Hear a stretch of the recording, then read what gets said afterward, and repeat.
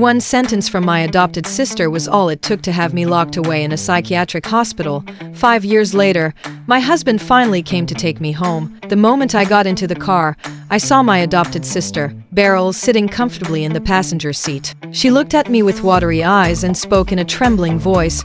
Quinn's glare was so scary just now. I'm frightened. My husband's expression darkened instantly. Quinn, are you having another episode? Before he could finish, I snatched the pen off the seat and drove it straight into my left eye.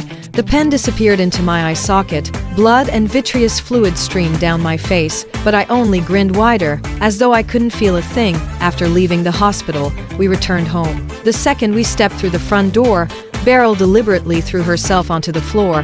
She curled into a ball and screamed in terror. I'm sorry, Quinn. I know I was wrong. Please don't kill me. Hearing that, my husband stormed over, without asking a single question. He grabbed me by the hair and slammed my head into the wall. Haven't you learned your lesson yet? Why can't you stop bullying Beryl? The wound around my left eye split open again. Warm blood poured over half my face, ignoring Grant, who continued shouting at me. I turned around and walked straight toward the balcony. Then I jumped from the 5th floor.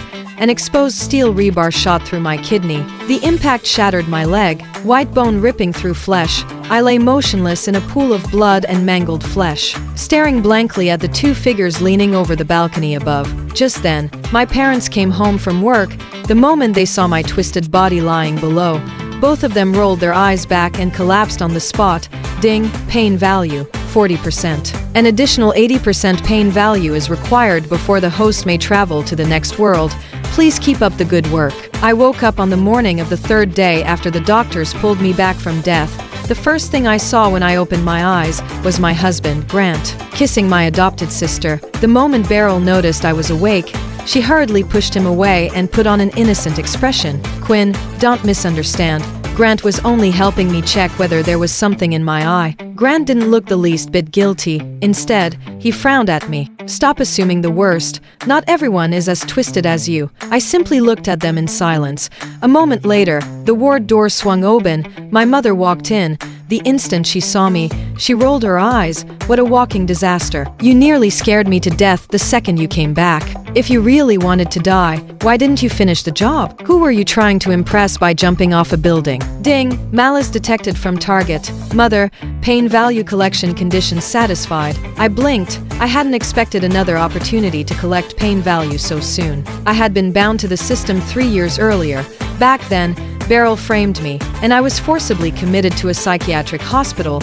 Those 3 years were worse than hell. Every single day, they injected unknown drugs into my body if I resisted. Electric batons were rammed into my throat until I couldn't even scream. At night, I became nothing more than a tool for the orderlies to satisfy their lust. Whenever I got pregnant, they forced an abortion and sold the umbilical cord blood, my skin tissue, my organs. Anything that could be harvested was stripped from me and sold. Eventually, I broke. One day, while an orderly wasn't paying attention, I crawled onto the rooftop, determined to end everything. That was when the system appeared. It told me that whenever the people closest to me harbored genuine malice toward me, I could convert my suffering into pain value. Once my pain value reached 100%, I would leave this world forever and begin a new life in another world with a reward of $10 billion. I accepted without hesitation, listening to my mother's endless stream of insults. I calmly reached for the fruit knife on the bedside table. Without the slightest pause, I plunged it into my abdomen, then slowly dragged the blade sideways. My skin peeled apart. Yellow fat rolled back from the wound as blood burst out in waves. My intestines writhed beneath the pale omentum for a brief second.